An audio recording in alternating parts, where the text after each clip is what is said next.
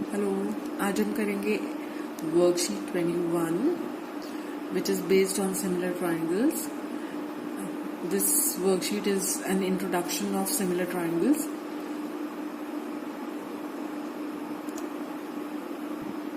आगे बढ़ने से पहले मैं एक बार चाहूंगी कि आप लोग मैंने जो इंट्रोडक्टरी वीडियो बनाया था सिमिलर ट्राइंगल्स का वो एक बार जाकर देखें. उसमें I have explained the difference between similar triangles and congruent triangles. तो इससे आपको सिमिलैरिटी और कॉन्ग्रुएंस का फर्क पता चलेगा and you will be more clear about similar triangles. ठीक है. तो अब जो आपको फर्स्ट क्वेश्चन इस वर्कशीट में दिया हुआ है, आपको अब ये पता लगाना है कि which of the following are examples of congruent figures. जैसे कि हमें पता है कि congruent figures are those figures which are exactly the same, जो बिल्कुल एक जैसे होते हैं, जिनमें कोई भी फर्क नहीं होता है ना, उनको हम कहते हैं कॉन्ग्रुएंट फिगर्स. अब आप अगर देखेंगे ये जो हमें एग्जाम्पल्स दिए हुए हैं, इनमें जो ए है that can be called congruent, क्योंकि आप देख रहे हैं कि अगर हम इसको इसके ऊपर सुपर इम्पोज करेंगे तो they will exactly hide each other, है ना. तो अगर आप इसकी मिरर इमेज है. मिरर इमेज का मतलब क्या हुआ कि अगर एक चीज आपने यहाँ पर रखी है तो उसकी परछाई यहाँ पर है, और ये आप शीशे में देखेंगे तो ऐसे लगेगा, है ना. तो इसका मतलब, क्योंकि बीच में आपको जो दिया हुआ दिस इज अ मिरर, इसका मतलब ये दोनों एक दूसरे का रेप्लिका है, they are exactly the same. तो इस फिगर को हम कह सकते हैं कि this is a congruent figure. These are congruent figures, है ना. ठीक है. Now coming on to the second part. अब देख रहे हैं यहाँ पे एक बटरफ्लाई है, ये एक बटरफ्लाई है. अब congruent figures कौन सी होती हैं? Which are exactly the same. Same in the sense कि वो साइज में भी सेम है, शेप में भी सेम है ना. और सिमिलर क्या होता है? सिमिलर का मतलब होता है एक रूप तो एक जैसा है बट साइज में वेरी. तो अगर हम इसको गौर से देखें तो ये जो बटरफ्लाई है this is smaller than this bigger one. तो क्योंकि इनका साइज वेरी कर रहा है, रूप एक समान है बट साइज वेरी कर रहा है, तो इसका मतलब कॉन्ग्रुएंट फिगर्स नहीं है. ये किस तरह के फिगर्स हैं? These are similar figures. ठीक है. इसी तरह से जब आप थर्ड पार्ट पर आते हैं तो यहाँ पर आपको एक एग्जाम्पल दिया हुआ है पिरामिड्स का. अब पिरामिड्स में आप देख रहे हैं they have the same shape. Pyramids की सबकी शेप सेम है but they are varying in size. तो जहां पर भी साइज का फर्क होता है लेकिन शेप एग्जैक्टली सेम होती है, वो फिगर्स सिमिलर फिगर्स कहलाती है ना. तो इसका मतलब ये जो पिरामिड्स आपको दिए हुए हैं, these pyramids also form, they are also a part of similar figures. They are not congruent. Congruent का मतलब क्या होता है? रूप भी एक जैसा और साइज भी एक जैसा, जो बिल्कुल एक समान होते हैं, वो कॉन्ग्रुएंट कहलाते हैं. तो अगर हमें पहले क्वेश्चन में कॉन्ग्रुएंट फिगर्स ढूंढनी है तो हमने देखा अभी तक कि सिर्फ जो फर्स्ट ए पार्ट हमें दिया हुआ है यही सिर्फ कॉन्ग्रुएंट फिगर्स को रिप्रेजेंट कर रहे हैं. बाकी ये भी सिमिलर फिगर्स हैं और ये भी सिमिलर फिगर्स हैं. Now moving on to the fourth part. आप देख रहे हैं यहाँ पे आपको दो लीव्स दिए हुए हैं. इन दोनों लीव्स भी आप देख रहे हैं बिल्कुल they are exactly the same, है ना. रूप समान है बट साइज इज डिफरेंट. इसका मतलब ये कॉन्ग्रुएंट फिगर्स नहीं है, क्योंकि कॉन्ग्रुएंसी का मतलब होता है अगर रूप समान है तो साइज भी वैसा ही होगा, साइज भी समान होगा. तो these are similar figures, they are not congruent figures. ठीक है. तो आपने क्या समझा? कॉन्ग्रुएंट फिगर्स क्या होते हैं? Congruent figures are those figures जो बिल्कुल दिखने में भी एक जैसी होती हैं और उनका साइज भी एग्जैक्टली सेम होता है. लेकिन सिमिलर फिगर्स में दिखने में तो चीजें एक जैसी होती हैं बट उनका साइज एक जैसा नहीं होता है. जैसे सिमिलर फिगर्स का जब भी हमें एग्जाम्पल देना होता है तो मेरे को ताजमहल का एग्जाम्पल बहुत एप्ट लगता है इस केस में. अगर हम आगरा में एक्चुअल ताजमहल को देखें और वहीं पर आप देखेंगे कि दुकानों पे छोटे छोटे ताजमहल के रेप्लिकाज मिल रहे होते हैं जो आप घर पे अपनी यादगार के तौर पे लेकर जा सकते हैं. तो आप वो जो रेप्लिकाज हैं वो क्या है, बिल्कुल एग्जैक्टली उस वही रूप है जो एक्चुअल ताजमहल का है, बट साइज बहुत छोटा है ना। तो साइज वेरी कर रहा है बट रूप एक जैसा वही समान है, इसलिए वो क्या कहलाएंगे, सिमिलर फिगर्स, है ना। और कॉन्ग्रेंट क्या होंगे, जैसे आपके दो अलग अलग बच्चों की मैथ्स की बुक्स को अगर हम कंपेयर करें दे विल बी कॉन्ग्रेंट, क्योंकि वो बिल्कुल शेप और साइज में बिल्कुल एग्जैक्टली सेम होंगी, ठीक है। Now let us move on to the second question. Second question में आपको यहाँ पर सिमिलर हेक्सागन्स की पहचान करनी है। अब सिमिलर हेक्सागन पहचानने के लिए आपको पता है सिमिलर का मतलब क्या होता है, कि जो दिखने में एग्जैक्टली सेम हो और साइज उनका वेरी कर सकता है, ठीक है। तो अगर जो आपको वर्कशीट दी हुई है उसमें आप ध्यान से देखिए तो A and B they are not, they don't look alike, उनका दिखने में भी वो समान नहीं लग रही है और उनका मतलब रूप भी समान नहीं है और साइज भी समान नहीं है, इसलिए हम कह सकते हैं कि ए और बी सिमिलर नहीं है।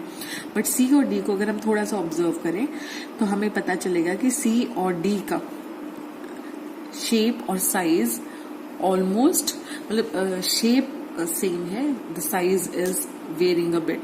साइज क्या है, डी का सी से थोड़ा सा छोटा है। तो अगर हमें सिमिलर हेक्सागन्स की पहचान करनी हो just by looking at the figures, तो हम कह सकते हैं कि C and D are similar hexagons, A and B are not similar hexagons, only C and D are similar, ठीक है। I hope this is clear to you. The C and D, these two can be called similar. Now moving on to the third question. Third question में आपको बोला गया है कि triangle ABC and triangle PQR are similar. अब similar का आपको मैंने क्या बताया था, similar का मतलब the triangles are exactly same in shape but their size varies, है ना। जब हम मैथमेटिकली सिमिलैरिटी की बात करते हैं तो सिमिलर फिगर्स वो फिगर्स होती हैं जिनकी जो साइड्स हैं they are in proportion, the angles are all equal but the sides are in proportion. जैसे कॉन्ग्रुएंस में आपका if two triangles are said to be congruent that means their all the 6 parts, that means the 3 sides and the 3 angles are all equal. लेकिन similarity में अगर 2 triangles are said to be similar that means their angles are equal but their sides are in proportion. तो अगर ABC is similar to triangle PQR, triangle ABC is similar to triangle PQR, that means angle A is equal to angle P। जैसे हम CPCT की बात करते हैं ना, corresponding parts of congruent triangles, इसी तरह से congruent part of similar triangles की बात भी होती है। तो अगर ABC is similar to triangle PQR, तो A will be equal to P, angle A will be equal to angle P, angle B will be equal to angle Q, and angle C will be equal to angle R, and the sides will be in proportion। कौन सी sides proportion में होंगी, AB will be in proportion with PQ, इसी तरह से BC will be in proportion to QR, this will be in proportion to AC upon PR, ठीक है। अब हमें क्या निकालना है, we are given AB, BC and AC and we have to find out PQ and QR। PR is given to us, ठीक है। तो हम क्या करेंगे, यहाँ पर वैल्यूज पुट करते हैं। हमें PR की वैल्यू गिवन है, PR is given and AC is given. तो यहाँ पे वैल्यूज पुट कर कर we can find out the corresponding values of PQ and QR।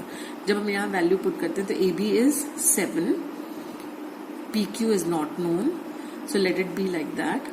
BC क्या है 10, QR कितना है not known, AC is 12 and PR is 18। तो आपने देखा कि 7 upon PQ is equal to 10 upon QR is equal to 12 upon 18। अब 12 upon 18 6 के टेबल में आता है 12, 18 भी, तो 6 2s are 12, 6 3s are 18, तो ये कैंसिल होकर 2/3 आ गया।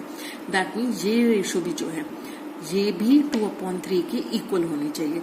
तो हम क्या करेंगे, will put 7/PQ equal to 2/3। We are just taking these two proportions, ठीक है। तो 7/PQ is equal to 2/3. That means 7 into 3/2 is equal to PQ. Or we can say that PQ is equal to 21/2. इसी तरह से अगर हमें QR निकालना है तो हम क्या करेंगे, दिस वॉज PQ, अब QR निकालना है तो हम क्या करेंगे, हम अब ये दो प्रोपोर्शंस लेंगे, ठीक है। ये दो रेशियोज इक्वेट करेंगे। आपको ये 3 दिया हुआ था रेशियोज, अब इनमें से तीनों क्योंकि इक्वल है तो आप साइमल्टेनियसली किन्हीं दो को लेकर सॉल्व कर सकते हैं। तो पहले हमने इन दोनों रेशियोज को लेकर सॉल्व किया था, अब हम इन दोनों रेशियोज को लेकर सॉल्व करेंगे। तो हमें पता है 10/QR इज इक्वल टू 2/3, और you can say that 10 into 3/2 is equal to QR। 10 को 2 से हम कैंसिल कर सकते हैं, तो will get 5 3s are 15। That means QR की लेंथ है 15। सो QR is 15 and PQ is 21/2। I hope this is clear. Now moving on to the fourth question.